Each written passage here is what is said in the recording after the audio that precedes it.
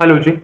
आज के इस वीडियो में हम फिर से कुछ एनबीएफसी कंपनीज उठा लेते हैं, 2 से 3 कंपनीज कवर करने की कोशिश करते हैं। देख लेते हैं इनका क्वार्टर 4 का रिजल्ट किस तरीके का रहा। शुरुआत कर लेते हैं हम एसबीआई कार्ड्स के साथ। अगर हम देखने जाएं तो इस कंपनी का मार्केट कैप लगभग लगभग 82,500 करोड़ रुपीज के आसपास है। और ये वो वाला कंपनी है जिसके नाम में ब्रांड वैल्यू बहुत ज्यादा है, हाइप बहुत ज्यादा है, बट परफॉर्मेंस डिलीवरी जीरो है। मतलब ये पिछले 7-8 क्वार्टर से लगातार अंडर परफॉर्म ही करे जा रहे हैं, इनकी बैंड ही बचती जा रही है। हर बार हर क्वार्टर में इनका रिजल्ट और भी ज्यादा खराब ही होता हुआ हमें देखने को मिल रहा है।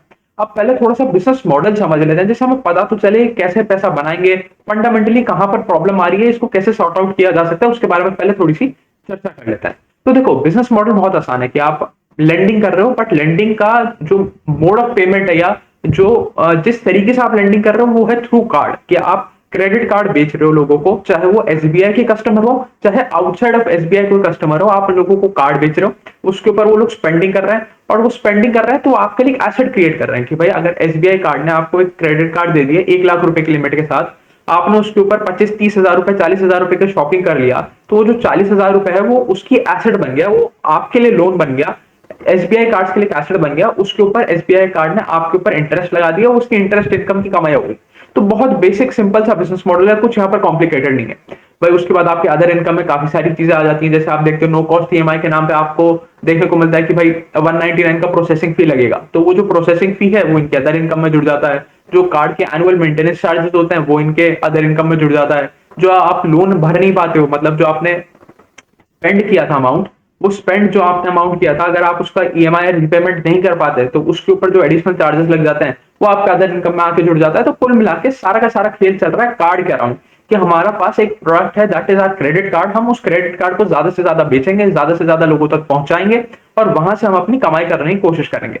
बट यहाँ पर प्रॉब्लम क्या आ रही है कि इनको पता चल रहा है कि यार हमारा जो कस्टमर है ना, जिसको हम जाके कार्ड दे रहे हैं, वो ऑलरेडी ओवर लेवरेज्ड हो चुका है। हमें पता चल रहा है कि यार वो सिर्फ एसबीआई का कार्ड लेके नहीं बैठा, वो और 5 बैंकों से कार्ड लेके बैठा और छठा हमारे लिए अप्लाई कर रहा है। तो कस्टमर और इसका सीधा सीधा लिंकेज है हमारी इकोनॉमी से, कि भाई लोगों के पास पैसा बच नहीं रहा। अब लोग या तो लाइफस्टाइल मेंटेन करने के चक्कर में ओवर लेवरेज हो रहे हैं कि भाई मेरे मेरे पास कमाई तो हो नहीं रही, मेरे खर्चे बढ़ रहे हैं, तो अब मैं क्या करूंगा, अब मैं क्रेडिट कार्ड स्पेंडिंग चालू कर दूंगा, कि मेरी पॉकेट में तो पैसा नहीं है बट मैं क्रेडिट कार्ड से उसको ईएमआई में कन्वर्ट करा करा के पैसा लूंगा। कि जैसे वो सेम सिनेरियो कि भाई हम ब्रांड वैल्यू के पीछे भाग रहे हैं कि हम एप्पल का आईफोन खरीदेंगे, हमारी तनख्वाह 5,000 रुपए महीने की है, लेके बैठेंगे हम आईफोन और हम उसकी ईएमआई करा लेंगे। तो सेम सेम वजह से एसबीआई कार्ड का भी रिजल्ट खराब हो रहा है, क्योंकि इनकी एसेट क्वालिटी खराब होती जा रही है, क्योंकि इनका जो कस्टमर है वो लेवरेज हो रहा है, वो इनकी ईएमआई पे नहीं कर पा रहा है, इनकी एसेट क्वालिटी खराब हो रही है। और जब भी किसी भी एनबीएफसी कंपनी या बैंक की एसेट क्वालिटी में प्रॉब्लम आती है, कोई भी फाइनेंशियल इंस्टीट्यूशन एसेट क्वालिटी की प्रॉब्लम से जूझता है, तो पहली चीज वो करता है अपनी लोन बुक की ग्रोथ को नीचे ले आता है। क्योंकि देखो आप कर क्या रहे हो, एक्चुअली आप क्या कर रहे हो, आप एक तरफ से पैसा उठा रहे हो, दूसरी तरफ पैसा लेंड कर रहे हो। अब सपोज आपकी किटी में 100 रुपए थे, 100 रुपए में से आप कुछ कुछ करके डिस्बर्स करते जा रहे हो, आपने 50 रुपए डिस्बर्स कर दिया, 50 रुपए मार्केट में पहुंच गए। अभी जब तक ये सर्कल चलता रहेगा, साइकिल चलती रहेगी, जब तक आपको वो 50 रुपए का पेमेंट वापस मिलता जा रहा है, आप पे वो जो पैसे का रोलिंग है वो होता जा रहा है। अगर सामने से पैसा आना बंद हो जाता है तो आप पहली चीज क्या करते हो कि यार ये जो मेरे पास 50 रुपया भी पड़ा है ना, इसको प्रोटेक्ट कर लो, इसको अभी बाजार में मत भेजो, अभी जो बाजार में ऑलरेडी पैसा है उसको रिकवर करने की कोशिश करो। तो आपका सारा का सारा गेम स्विच हो जाता है, आपका सारा का सारा फोकस स्विच हो जाता है from growing your loan book to protecting your loan book. तो यहां पर भी सेम चीज हुई कि भाई जैसी एसेट क्वालिटी की बैंड बची, हम ग्रोइंग से प्रोटेक्टिंग वाले फेज में आ गए, और इसीलिए इनका काम खराब हो रहा है। चलिए अब थोड़े से नंबर्स के ऊपर बात कर लेते हैं, देख लेते हैं काम किस तरीके से चल रहा है। अच्छा, और एक और चीज, अगर आप देखोगे तो ठीक है, पहले जब इनका रिजल्ट खराब आना शुरू हुआ तब 1-2 क्वार्टर तो इन्होंने अपना मार्केट शेयर संभाल लिया, बट अब इनका मार्केट शेयर भी लगातार गिरता हुआ देखने को मिला हमें पिछले 3-4 क्वार्टर में। ये प्रॉब्लम चल रहा है कुछ 3 साल से, ऑलमोस्ट 2.5-3 ईयर से ये प्रॉब्लम आ रहा है एसबीआई कार्ड्स के साथ। और अब हमें लास्ट के 2-3 क्वार्टर में तो पता चला कि यार ये अपना मार्केट शेयर भी लूज कर रहे हैं, जो इनके कार्ड इन फोर्स हैं या कार्ड स्पेंडिंग है उसमें इनका उतना उतना मार्केट शेयर बचा नहीं है जितना पहले एक डोमिनेंट प्लेयर हुआ करते थे, उतना अभी बच नहीं पाते। अच्छा, उसके बाद एक और चीज के ऊपर हमें बात करनी पड़ेगी कि अगर हम देखें तो अगर आप कोई भी स्क्रीनर बनाते हो, आप एक स्क्रीन बनाई आपने कि भाई मेरे को एक कंपनी बताओ कि जिसका आरओई 15 के ऊपर का होना चाहिए, जिसका आरओसी 20 के ऊपर का होना चाहिए, जिसका जो रेवेन्यू ग्रोथ है वो 20% के आसपास का होना चाहिए, जिसका पैट का ग्रोथ 25% के आसपास का होना चाहिए, प्राइस टू बुक, मतलब कोई भी आपने रैंडम 5-10 मेट्रिक लेके एक स्क्रीन बना लिया और वो आइडियल सिनारियो में एक बहुत अच्छे नंबर्स हैं कि भाई अगर आप सिर्फ क्वांटम देखोगे, क्वांटम के हिसाब से बहुत बेहतरीन नंबर्स होंगे, आपको लगेगा कि आपने एक अच्छी लिस्ट निकाली, आपने खराब कंपनियों को फिल्टर आउट कर दिया। बट ऐसा नहीं है। अगर आप देखोगे, आप कोई भी स्क्रीनर बना लो, आपको 90% देखने को मिलेगा कि एसबीआई कार्ड उस लिस्ट में आता ही आता। But SBI card is not a good company अगर हम देखने जाएं पिछले 3 4 5 6 क्वार्टर का रिजल्ट इनका। क्यों? क्योंकि इनका ट्रेंड खराब चल रहा है। एक पॉइंट ऑफ टाइम पे जब इनका आईपीओ आया था तो ये कंपनी का जो आरओई था, वो आरओई 30% के आसपास का था। अब वो 30% के आरओई को ये लोग लेके आ गए हैं 15%। आपने फिल्टर लगाया कि 15% से ज्यादा का होना चाहिए, तो ये फिल्टर में तो पास हो गया, बट फिल्टर ये नहीं बता पा रहा कि यार इस कंपनी का आरओई 30 से 15 आ गया। तो ये चीज हमें समझनी है, हमें ट्रेंड देखना है। वहीं यूग्रो कैपिटल जैसे अगर हम कंपनी के बारे में बात करें, उसका आरओई 3 4 का था, जो बढ़ के अब 10% का हो गया। तो वो 3 4 से बढ़ के 10% का हो गया, वो आपके फिल्टर से बाहर हो गई। ये कंपनी जो एसबीआई कार्ड है, उसका आरओई 30% का था, वो 30% से गिर के 15% आ गया और वो आपके फिल्टर में पास हो गया। तो ये बहुत मतलब इतना इतना आसान है नहीं इन्वेस्टिंग करना। हमें थोड़ी सी मेहनत करनी पड़ेगी, कंपनियों को समझना पड़ेगा, कंपनियों के ट्रेंड देखने पड़ेंगे। क्योंकि आपका ट्रेंड ज्यादा इंपॉर्टेंट है कि अगर किसी कंपनी का ग्रॉस एनपी 10% है और वो 10 से 8% लिया है, तो वो इंप्रूवमेंट है, उसको मार्केट रिवॉर्ड करेगा, वो हमारे लिए अच्छी चीज है। वहीं अगर कोई ऐसा कंपनी है जिसका ग्रॉस एनपीए 2% का था, 2% का 4% हो गया, उसकी धुलाई पिटाई हो जाएगी। अब आप उसको क्वांटम लेवल पे नहीं देख सकते कि यार इस कंपनी का तो 8% का ग्रॉस एनपीए था, इसका सिर्फ 4% का ग्रॉस एनपीए, तो ये वाला कंपनी बेहतर हो गया 4% वाला। ऐसा नहीं है, क्योंकि उसका 10% से गिर के 8% आ रहा है, यहाँ पर 2% से बढ़ के 4% जा रहा है। तो trend is what matters the most, ये चीज हमें ध्यान रखना पड़ेगा। चलिए अब थोड़े से नंबर्स के बारे में बात कर लेते हैं। अच्छा, एक बार पहले समरी के बारे में बात कर लेते हैं। अगर हम एसबीआई कार्ड का इस बार का रिजल्ट देखने जाएंगे तो हमें फाइनली फाइनली 2.5 3 साल बाद कुछ इंप्रूवमेंट्स देखने को मिले हैं। ऐसा नहीं है कि ये इंडस्ट्री लीडिंग कंपनी बन गया है, ये बेहतरीन सबसे बेहतरीन हिंदुस्तान की एनबीएफसी कंपनी बन गई है, या कार्ड वाले स्पेस में सबसे बेहतरीन कंपनी बन गई है, ऐसा कुछ भी नहीं है। बट हाँ, जो हमें एक नेगेटिव ट्रेंड लगातार चलता हुआ देखने को मिल रहा था, वहां से हमें जरूर रिवर्सल देखने को मिला है कि भाई हम ये जरूर कह सकते हैं शायद बॉटमिंग आउट फॉर्मेशन हो गया है, अब रिजल्ट इससे खराब नहीं जाएगा, इससे बेहतरी की तरफ ही हम बढ़ेंगे। तो वो चीज हमें इस रिजल्ट में देखने को मिलेगी। अब वो देख लेते हैं। अगर हम बात करें इनके न्यू अकाउंट्स के बारे में, तो new accounts went up by 8% और spend went up by 11% over a Y level. अगर हम पैट के बारे में बात करें तो पैट में तो अभी भी डिक्रीज देखने को मिला 19% का ओवर अ वाई लेवल। अभी हम 2 3 नंबर वाई लेवल पे देख रहे हैं, बट उसके बाद हमें ज्यादा फोकस करना है क्वार्टर क्वार्टर नंबर पे, क्योंकि देखो वाई लेवल का देखने का मतलब हो गया कि अब आप Q4 FY24 से कंपेयर कर रहे हो, उसके बीच में तो 3 क्वार्टर निकल गया ना। जैसे ही रिकवरी आएगी, रिकवरी आपको क्वार्टर क्वार्टर लेवल पे देखने को मिलेगी कि यार यहाँ पर बैंड बज रही थी, अब यहां से इन्होंने इंप्रूवमेंट लिखा है। Q3 में बिल्कुल बैंड बजी हुई थी, Q4 में थोड़ी चीजें बेहतर हुई, क्वार्टर लेवल पे हमें जल्दी रिजल्ट देखने को मिलेगा या जल्दी इंडिकेशंस देखने को मिलेंगे कि ये कंपनी रिवर्सल आ गया है, फंडामेंटली कंपनी रिवर्स कर गई है। इस चीज के बारे में हमें थोड़ा सा ध्यान रखना पड़ेगा। चलिए, उसके बाद अगर हम बात करें इनके एजीएम के बारे में, तो इनका एजीएम लगभग लगभग 54,000 करोड़ रुपीस के आसपास का है। अगर उसमें हम बात करें, new accounts were down 6% on a quarter level, ये कोई एक अच्छा नंबर नहीं है। बट इसमें एक और चीज समझनी है कि जो आपका लास्ट वाला क्वार्टर था, लास्ट वाला मतलब दैट इज Q3 वाला क्वार्टर था, Q3 वाला क्वार्टर दिवाली वाला क्वार्टर था। दिवाली वाले क्वार्टर में आप ज्यादा पुश करते हो, ज्यादा सेल्स करते हो, ज्यादा क्रेडिट कार्ड बेचते हो, तो वो क्वार्टर का इंपैक्ट वहां पर थोड़ा सा हमें देखने को मिलेगा। तो ये 6% के नंबर को जो डिक्रीज ऑफ 6%, इसको हम थोड़ा सा दरकिनार कर सकते हैं। हम ये देख सकते हैं कि चलो वाई लेवल पे इंप्रूवमेंट है, क्वार्टर में नहीं आया तो कोई दिक्कत नहीं है। उसके बाद अगर हम रिटेल स्पेंडिंग के बारे में बात करें, तो retail spending was also down 1%। Same reason, त्योहारों में ज्यादा खर्चा होगा, त्योहार के बाद जनवरी टू मार्च वाले क्वार्टर में कंपैरेटिवली कम खर्चा होगा, इसलिए क्वार्टर लेवल पे नंबर उतना अच्छा लग नहीं रहा। अगर हम कॉर्पोरेट स्पेंडिंग के बारे में बात करें, तो ये इनके लिए बहुत अच्छा रिवर्सल का साइन है कि अगर आप देखोगे, इनका कॉर्पोरेट स्पेंडिंग नहीं बढ़ रहा था। देखो, आप किसी भी कार्ड कंपनी की स्पेंडिंग को 2 पार्ट्स में डिवाइड कर सकते हो कि भाई एक तो होगी रिटेल वाली स्पेंडिंग, जो आपने 500 1000 कस्टमर को एक एक करके पकड़ा और उनको कार्ड बेचे। वहीं दूसरी तरफ होगी कॉर्पोरेट स्पेंडिंग, वो आपका एकदम बल्क बाय आता है। वहां पर इनके लगातार डिग्रोथ देखने को मिल रहा था, but finally after 7 8 long quarters यहां पर हमें इंप्रूवमेंट देखने को मिला, और बड़ा इंप्रूवमेंट देखने को मिला। यहां पर हमें पता चला कि यहां पर 63% के आसपास का इंक्रीज आ गया ओवर क्वार्टर लेवल। तो ये बहुत अच्छी बात है। अगर हम कार्ड इन फोर्स के बारे में बात करें, तो यहाँ पर 3% के आसपास का इंक्रीज आया क्वार्टर लेवल पे। अब इसको अगर आप एनुअलाइज करने जाओगे, तो ये लोग ऐसा मान लेते हैं कि 12 13% या 15% के आसपास के एक्स्ट्रा कार्ड्स मार्केट में उतार रहे हैं। कि अगर आज एसबीआई कार्ड के पास 1 लाख कार्ड जैसे हैं जो एक्टिव हैं, मार्केट में हैं, तो ये अगले साल इस नंबर को बढ़ा के 1 लाख से 1,15,000 के आसपास ले जाएंगे। तो 15% के आसपास का ग्रोथ तो यहीं से आ रहा है। अब इनको एक्चुअली ग्रोथ मिलेगा कैसे, एयूएम में ग्रोथ कैसे मिलेगा? एयूएम में ग्रोथ मिलेगा आपको दो चीज करके, एक तो आप कार्ड इन फोर्स बढ़ाओगे और पर कार्ड स्पेंडिंग बढ़ाओगे, कि भाई पहले हमारे पास 1 लाख कार्ड से अब 1 लाख से हमारे मार्केट में एक्टिव कार्ड्स बढ़ के 2 लाख हो गए, तो आपको 100% increase in card in force मिला।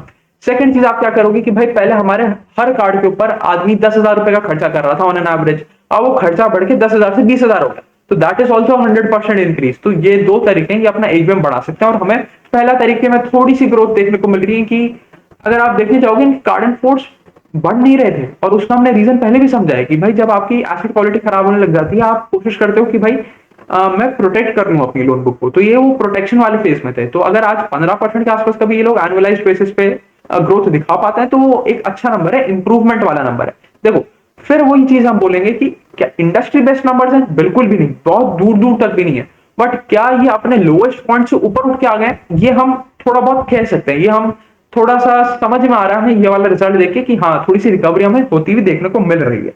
अच्छा, उसके बाद अगर हम बात करें थोड़ी सी रिसीवेबल्स के बारे में, that also went up bye 2%, और revenue for operations were up 8% over quarter on quarter level.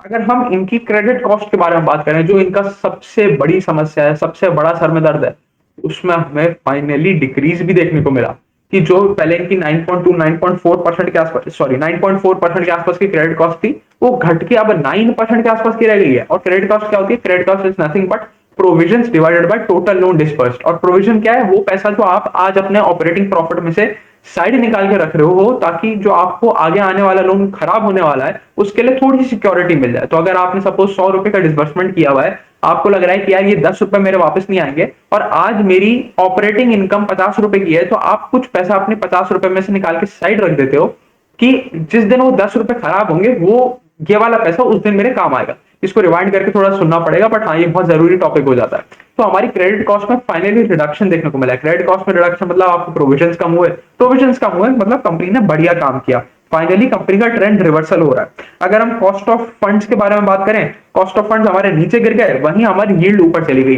तो वो क्या है कि आप एक तरफ से पैसा उठा रहे हो, पैसा उठाने वाले रेट को बोलेंगे हम कॉस्ट ऑफ फंड्स, जिस रेट पे आप पैसा दे रहे हो उसको बोलेंगे हम यील्ड। तो कॉस्ट ऑफ फंड्स तो चले गए नीचे, यील्ड चला गया ऊपर, तो बीच में जो आपका मार्जिन बन रहा था वो एक्सपांड हो गया, वो आप ज्यादा मार्जिन बना पा रहे हो, स्प्रेड में हमें इंक्रीज देखने को मिला। ये भी बहुत बेहतरीन बात है। किसी भी कंपनी के लिए इंक्रीजिंग प्रॉफिटेबिलिटी बहुत ही अच्छी बात होती है, और यहाँ पर हमें वो चीज देखने को भी मिल रही है। चलिए, इनके निम्स इंक्रीज हो गए, इसी वजह से आप 11.2% के आसपास के इनके निम्स पहुंच गए।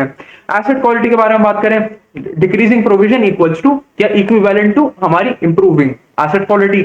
इनका जो ग्रॉस एनपीए नंबर है वो 3.24% से घट के 3.08% पहुंच गया, और इनका जो नेट एनपीए का नंबर है उसमें फिर भी इंक्रीज आया, वो आया 1.1% के आसपास से वो बढ़ के 1.4% के आसपास पहुंच गया। बट इसका मतलब क्या है? हमारा प्रोविजन कवरेज रेशियो थोड़ा सा कम हुआ, कि मतलब हमने उतना प्रोवाइड नहीं किया उसके लिए। तो ये एक छोटी सी चीज है, ये हमें समझ के चलना है। तो ठीक है, कोई बहुत प्रॉब्लमेटिक पार्ट नहीं कि अगर आपका नेट एनपीए थोड़ा सा बढ़ रहा है, बट आपके ग्रॉस एनपीए में सुधार आया, आपके प्रोविजंस में सुधार आया, तो हम ये जरूर कह सकते हैं कि मोरलेस अब आपकी एसेट क्वालिटी ऊपर की तरफ ट्रेंड करने वाली है, अब बेहतरी की तरफ चलने वाली है। चलिए, ये चीज भी हो गई। अब फाइनली नंबर्स देख लेते हैं। अगर हम देखने जाएं, इनका net interest income was up 13%, total income was up 8%, PAT was down 19% over a Y level. और अगर हम आरओए और आरओई के बारे में बात करें, तो उन्होंने भी धीरे धीरे थोड़ा थोड़ा इंप्रूवमेंट शो करना शुरू कर दिया है। आरओई इज नाउ एट 3.5% और आरओई 15.5% के आसपास पे है। अब अगर इसके थोड़े से वैल्यूएशन के ऊपर चर्चा करें, तो आज ये 6 टाइम्स प्राइस टू बुक पे बिक रहा है, तो सस्ता तो बिल्कुल भी नहीं बिक रहा। अब आप सस्ता नहीं बिक रहे, आपकी हालत खराब है, बट आप रिवर्सल जरूर दिखा रहे हो, बट रिवर्सल आप 6 टाइम्स प्राइस टू बुक पे दिखा रहे हो। 6 टाइम प्राइस टू बुक पे कोई रिवर्सल नहीं होगा। समझने की बात क्या है कि देखो, अगर आप सस्ते हो जाओ, आप वैल्यूएशन में गिर जाओ, अब आप suppose 2 times price to book बिक रहे थे या 3 टाइम्स प्राइस टू बुक बिक रहे थे, 3 times price to book is a relatively cheaper metric. अब सस्ते मेट्रिक में आप इंप्रूवमेंट दिखाओगे, आपको वैल्यूएशन एक्सपेंशन देखने को मिलेगा।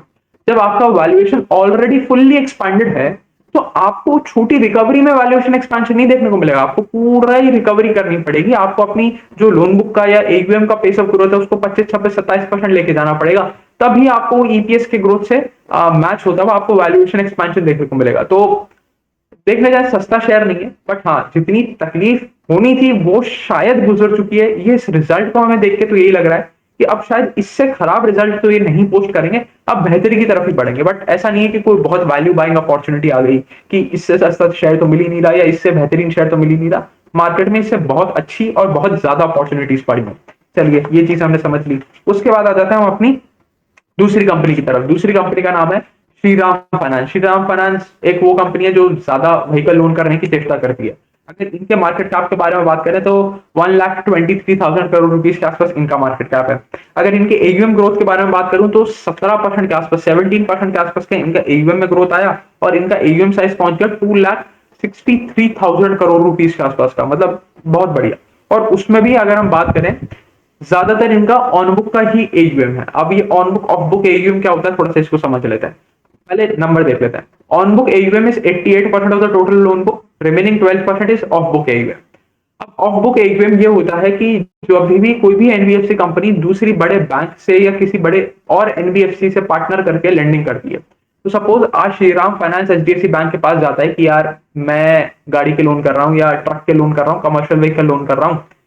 तो हम एक एग्रीमेंट करते हैं कि सपोज कोई ट्रक खरीदने के लिए 1 करोड़ रुपए का लोन लेने आता है, तो आप उसको 1 करोड़ में से 80 लाख रुपए दे दोगे।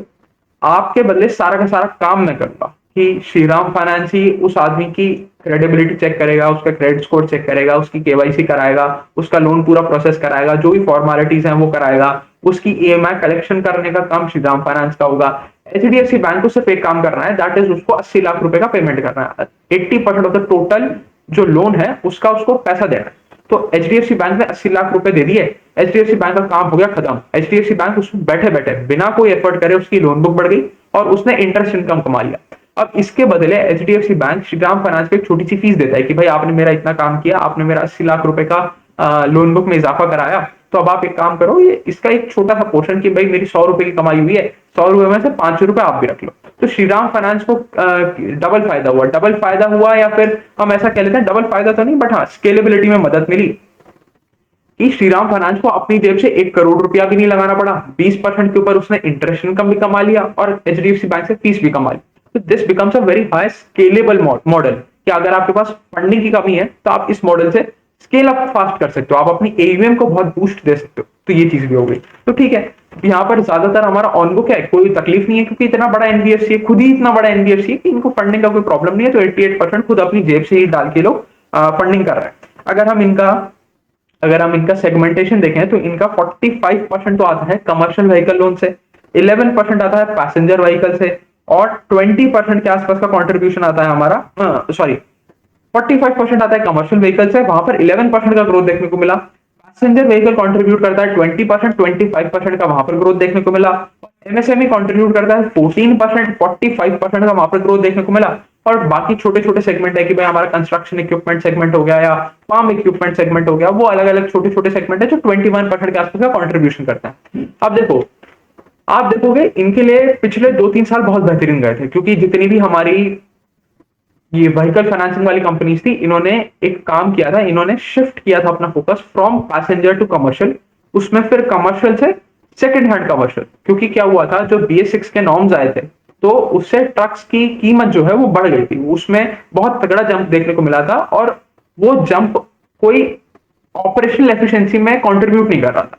कि भाई अगर हम देखने जाए कि सपोज आपको एक गाड़ी मिल रही है BS5 में 10 लाख रुपए की और BS6 में वो गाड़ी हो गई 15 लाख रुपए की, बट सारे फीचर सारे मॉडल सब कुछ वही है, आपको कोई भी एक्स्ट्रा एडिशनल बढ़िया फीचर नहीं मिल रहा जिसके लिए आप एक्स्ट्रा एडिशनल 5 लाख रुपए दे दो। तो जो हमारे ट्रक खरीदने वाले लोग हैं उन्होंने क्या किया था कि यार हम पुराना सेकंड हैंड व्हीकल ही खरीद लेंगे instead of buying BS6 new vehicles for a higher cost. तो इन्होंने अपना अपना टारगेट ऑडियंस भी शिफ्ट कर दिया था, ये लोग भी सेकंड हैंड कमर्शियल व्हीकल के लिए लोन देना शुरू कर दिया था, इसलिए इनको बहुत जबरदस्त ग्रोथ देखने को मिला था। बट अब क्या हो रहा है कि जो हमारा पिछले साल का हायर बेस बन गया है, अब उतने हायर बेस के ऊपर ग्रोथ लेके आना इज अ प्रॉब्लमैटिक पार्ट। और उसके ऊपर भी जब आपकी इकोनॉमी इतने फास्ट रेट पे ग्रो कर नहीं रही है, आपका हायर बेस बन चुका है, उसके बाद आपका जो ट्रक का डिमांड होता है वो बहुत लाइफ स्पैन होता है, वो बहुत लंबा होता है, तो डिमांड भी बहुत लंबे टाइम स्पैन के बाद आता है। ऐसा नहीं है कि कोई सेक्युलर ग्रोथ सेक्टर है कि हर साल 20% के आसपास का ग्रोथ ट्रकिंग इंडस्ट्री में आता रहेगा, वो चीज नहीं होती। तो इस वजह से हमें देखने को मिल रहा है कि अब इनका कमर्शियल व्हीकल वाला जो स्पेस है उसमें उतना ग्रोथ आ नहीं रहा है, इसलिए इनका ओवरऑल पेस ऑफ ग्रोथ थोड़ा सा रिड्यूस हुआ है, रिडक्शन देखने को मिला है हमें उसमें। ठीक है, चलिए ये चीज हो गया। उसके बाद इनकी एसेट क्वालिटी के बारे में बात करें तो वहां पर कोई इशू नहीं है, वहां पर अभी भी हमें इंप्रूवमेंट ही देखने को मिला। ग्रॉस एनपी इनका 4.5% के आसपास हो गया, नेट एनपी इनका 2.6% के आसपास हो गया। और अगर इनके मेन प्रॉब्लम के बारे में बात करें कि भाई ये इतना जो ग्रॉस एनपी नेट एनपी आ रहा है, ये इसके मेजोरिटी कॉन्ट्रीब्यूटर्स कौन है, मेजर कॉन्ट्रीब्यूटर्स कौन है, तो हमें पता चलेगा कंस्ट्रक्शन एंड फार्म इक्विपमेंट वाले सेगमेंट में इनका ग्रॉस एनपी नंबर थोड़े से ज्यादा है परसेंटेज वाइज, इसलिए ओवरऑल जो एनपीए नंबर है थोड़े से एलिवेटेड है इन दो सेगमेंट्स की वजह से। अगर हम इनके नंबर्स के बारे में बात करें तो इनका net interest income was up 13.4%, while the operating profit was up 11% over YoY level. और इसीलिए हमें देखने को मिला कि थोड़े से प्रोविजन बढ़ गए, तो आपकी जो पैट में ग्रोथ थी वो सिर्फ 10% के आसपास का आया। अगर हम आरओई और आरओए के बारे में बात करें तो मोर और लेस स्टेबल है, बट इनका अगर आप लेवरेज देखोगे दैट इज अराउंड 5% के आसपास ही। तो ये अभी और लेवरेज कर सकते हैं, मतलब इनकी फंडिंग की तरफ से कोई इशू नहीं है, इनको अगर आगे डिमांड दिखेगा तो कभी भी फंड रेस करके ये कंपनी आराम से स्केल कर सकती है। बट प्रॉब्लम इनके साथ अभी ये है कि reduction in pace of growth due to the higher base of previous year and the macro economic factors are pulling this companies growth down. चलिए उसके बाद इस कंपनी ने एक और काम किया था, इन्होंने अपना इन्होंने अपना हाउसिंग फाइनेंस वाला एक सब्सिडरी था उसको सेल आउट किया था, इसलिए हमें थोड़ा सा इंपैक्ट आरओई में भी देखने को मिल रहा है। बट फंडामेंटली अगर आप देखने जाओगे जो उनका कोर बिजनेस है उसमें आरओई को कोई इंपैक्ट नहीं हुआ। ये एक छोटा सा डील था, इसकी वजह से थोड़ा बहुत हमें रिडक्शन देखने को मिल रहा है, उसको हमें कंसिडर करना नहीं चाहिए। चलिए अब हम आ जाते हैं अपनी तीसरी कंपनी की तरफ। तीसरी कंपनी का नाम है चोलामंडलम इन्वेस्टमेंट्स। ये भी वही कंपनी है जो व्हीकल लोन्स में बहुत ज्यादा काम करता है या बहुत ज्यादा फोकस करता है। अगर इनके मार्केट कैप के बारे में बात करें 1,30,000 करोड़ रुपीस के आसपास इनका मार्केट कैप है। अगर आप इनका एयूएम ग्रोथ देखोगे 27%, तो देखो सीधा सबसे बड़ा differentiating factor between Shriram finance and Cholamandalam finance the rate of AUM growth. वहां पर 17%, यहाँ पर 27%, 10% का डेल्टा क्रिएट कर रहा है, इसीलिए एक प्रीमियम वैल्यूएशन भी कमांड कर पा रहा है। चलिए थोड़ा सा और समझते हैं। अगर हम इनके डिस्बर्समेंट के बारे में बात करें that went up by just 7%। अगर हम इनके एयूएम साइज के बारे में बात करें 1,84,000 करोड़, तो कोई बहुत मैसिव डिफरेंस नहीं है। हाँ इनका थोड़ा सा लोन बुक साइज कह लो या एयूएम साइज करो थोड़ा सा छोटा जरूर है, बट कोई इतना बड़ा फर्क नहीं है कि ये लोग 10% का एडिशनल डेल्टा क्रिएट कर पाए। तो ये लोग क्या कर रहे हैं, ये लोग अपने सेगमेंट्स में ध्यान दे रहे हैं। जैसे वो सिर्फ व्हीकल फाइनेंसिंग नहीं रह गए, उन्होंने कोई अलग अलग स्ट्रीम्स नहीं चुनी कि भाई हम हाउसिंग लोन भी कर लें, हम कंज्यूमर ड्यूरेबल लोन भी कर लें, हम लोन अगेंस्ट प्रॉपर्टी भी दे दें, हम XYZ लोन भी कर लें। उन्होंने वो काम नहीं किया, उन्होंने कहा कि यार हम व्हीकल फाइनेंसिंग कंपनी है, हम व्हीकल फाइनेंसिंग के ऊपर ही फोकस करेंगे। जब व्हीकल फाइनेंसिंग का मार्केट ऊपर जाएगा तो हमारे रेवेन्यू नंबर्स, हमारे एयूएम ग्रोथ भी ऊपर की तरफ चला जाएगा। ऑन द अदर हैंड जो चोलामंडलम है उसने उस चीज को डाइवर्सिफाई करने की कोशिश किया। उसने कहा कि ठीक है यार अब हमें समझ में आ रहा है कि व्हीकल फाइनेंसिंग वाला स्पेस इतना अच्छा चल नहीं रहा, तो अब एक काम करते हैं, अब हम उस स्पेस में घुसने की कोशिश करते हैं जहां पर ग्रोथ आ रहा है, जहां से हम अपनी एयूएम को बढ़ा सकते हैं, अपने जो रेवेन्यू नंबर्स हैं उसको और इंप्रूव कर सकते हैं। इसीलिए इनका रिजल्ट थोड़ा सा हमें बेहतर देखने को मिल रहा है, और यही एक अच्छी कंपनी की निशानी होती है कि वो खराब समय में भी अच्छी चीजें करती हैं, अच्छी इंडस्ट्री लीडर बन के निकलती हैं, मार्केट शेयर कैप्चर करने की कोशिश करते हैं। अच्छा चलो एक चीज रह गई थी एसबीआई कार्ड में, चलो वो बाद में देख लेंगे।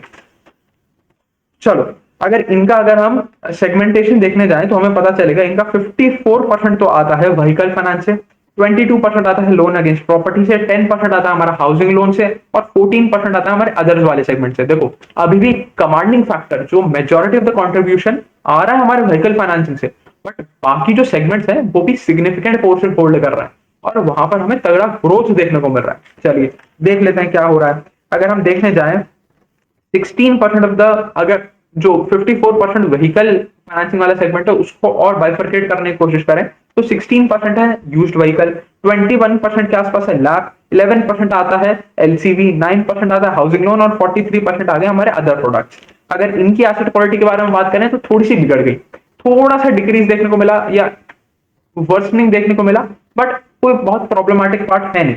अगर आप ग्रॉस एनपी नंबर देखोगे इनका तो 2.8% के आसपास का है, नेट एनपी 1.5% के आसपास का है। अगर हम इनका ज्योग्राफिकल सेगमेंटेशन देखने जाएं 29% आता है साउथ से, 29% ईस्ट से, और बचा हुआ जो 42% है उसको हम इक्वली डिवाइड करेंगे बिटवीन वेस्ट एंड आपका नॉर्थ वाला रीजन, 21% के आसपास का वहां से आ रहा है। अब आ जाते हैं सेगमेंट वाइज ग्रोथ के बारे में बात कर लेते हैं।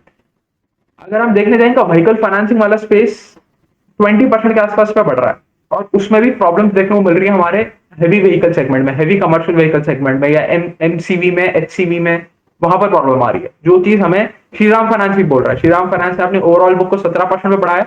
इनका जो व्हीकल फाइनेंसिंग में जो हैवी व्हीकल फाइनेंसिंग वाला है, या पूरा ओवरऑल व्हीकल फाइनेंसिंग वाला बुक है, वो सिर्फ 20% के आसपास का ग्रोथ दिखा रहा है, तो सिमिलर रेंज पे है, बट ओवरऑल एयूएम 27% वर्सेस 17%। अब ये हुआ क्यों? क्योंकि इनको समझ में आ गया कि यार सिर्फ पैसेंजर व्हीकल ग्रो कर रहा है, और सिर्फ पैसेंजर व्हीकल के बलबूते हम पूरे ईयूएम को 27-28% के आसपास से बढ़ा नहीं सकते। तो अब एक काम करते हैं, हम लोन अगेंस्ट प्रॉपर्टी पे ज्यादा फोकस करते हैं, हाउसिंग लोन के ऊपर ज्यादा फोकस करते हैं।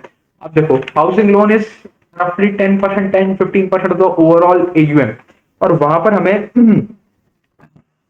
पता चला कि हमारा जो हाउसिंग लोन है, वहां पर 37% के आसपास का ग्रोथ देखने को मिला। जो लोन अगेंस्ट प्रॉपर्टी है, that is 22-23% of the overall AUM, वहां पर हमें 40% के आसपास का ग्रोथ देखने को मिला। तो जो हमारा व्हीकल फाइनेंस अगर ठंडा हुआ, वहां पर ग्रोथ नीचे गिरा, तो जो हमारे housing loan, loan against property, ये वाले सेगमेंट ने इतना जोर से ग्रोथ दिखाया, इतना एग्रेसिवली इन्होंने पुश किया, कि इन्होंने उस ग्रोथ को, जो डिक्रीज इन ग्रोथ था, उसको फुलफिल कर दिया। End of the day company वही 26-27% के आसपास में बढ़ गया, जो एक बहुत बेहतरीन बात है। चलिए, ये चीज भी हो गया। अब फाइनली नंबर्स देखने जाएं तो इनका net interest income was up 36%, while the operating profit was up 39%, but provisions बढ़ गए हमारे 89% के आसपास है, क्योंकि हमारी एसेट क्वालिटी थोड़ी सी खराब हुई। इसकी वजह से हमें पता चला कि हमारा जो पार्ट है वो सिर्फ 24% ही बढ़ा, हमें कोई ऑपरेटिंग लेवरेज आता हुआ देखने को मिला है। अब अगर आप देखोगे, Shriram finance is trading at 2.2 times price to book, while Cholamandalam is trading at 5.5 times price to book. और ये वैल्यूएशन गैप क्यों है? इसी रीजन की वजह से है कि चोलामंडलम अपनी ग्रोथ को कंटिन्यू कर पा रहा है, श्रीराम ने वो नहीं कर पाया। श्रीराम डाइवर्सिफाई नहीं कर पाया, श्रीराम सिर्फ फोकस्ड रहा व्हीकल फाइनेंसिंग के स्पेस में। जो हमारा चोला था, उसने कहा कि चलो व्हीकल फाइनेंस से ग्रोथ नहीं आ रही, हटाओ व्हीकल फाइनेंस को, या व्हीकल फाइनेंस को उतना फोकस नहीं करेंगे, हम हमारे दूसरे सेगमेंट्स में फोकस करेंगे और वहां से ग्रोथ लेके आने की कोशिश करेंगे। चलिए, ये चीज भी हो गई। अब हम फाइनली एक बात कर लेते हैं एसबीआई कार्ड्स के बारे में। एसबीआई कार्ड्स के बारे में हमारा एक पॉइंट छूट गया था।